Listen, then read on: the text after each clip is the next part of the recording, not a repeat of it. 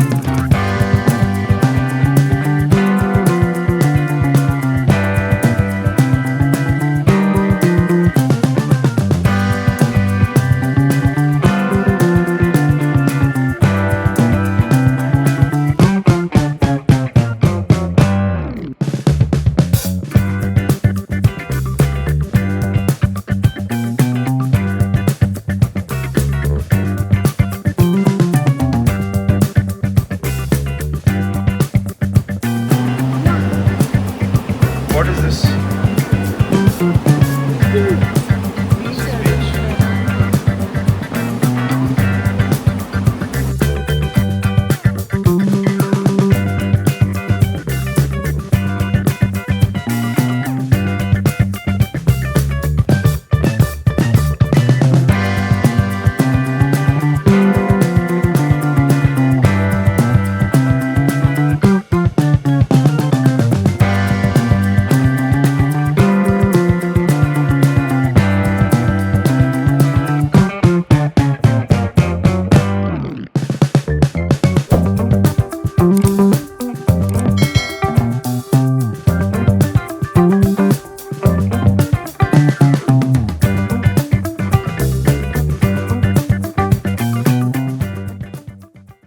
Hey, so we are at Penang Hill, as you can see behind. This is a stunning view, right? It has a panoramic view of the entire Penang city. We took the funicular ride up here. I mean, of course, you have to, or you can choose to walk. But then even within the train ride, there are two categories. You can take the regular ticket and there's an express lane ticket. I would recommend taking the express lane ticket. only advantage there being you'll be able to cut the line and move in quickly. But once you're on the train, you're just herded along with the rest of the folks. So that doesn't really add any value. But the thing is, if you were to take the standard ticket, the wait would be maybe 30 minutes, 40 minutes, even longer, right? Today especially, there were a lot of school kids. So, the lines were even long. So good thing that we took the express lane ticket. Same for going down as well, right? Once you're on top of this hill, there are a bunch of other activities for you to do. So let's go see what those are.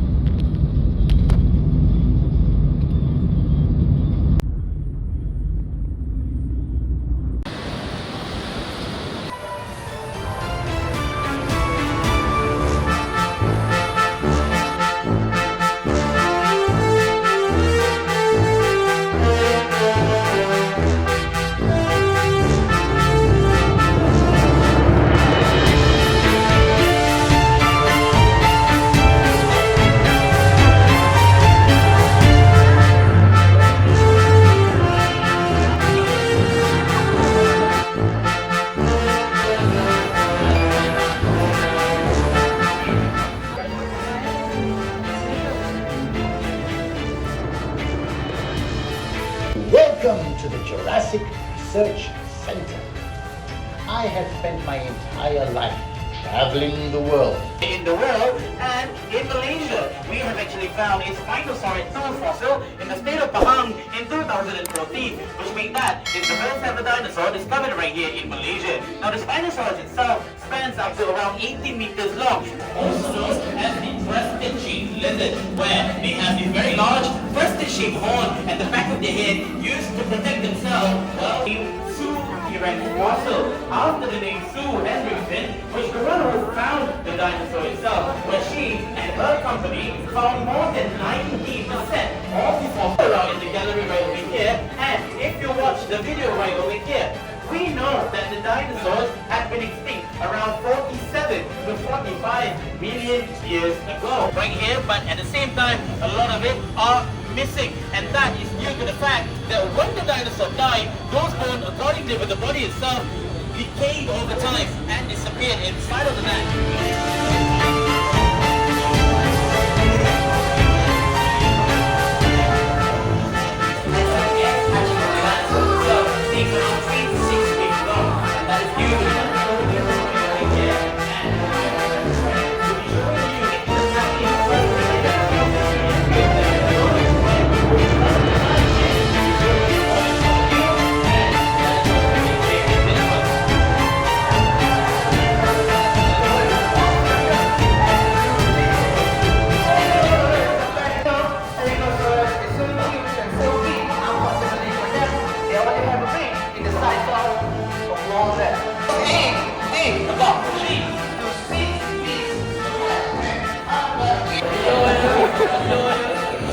Hello and welcome everyone.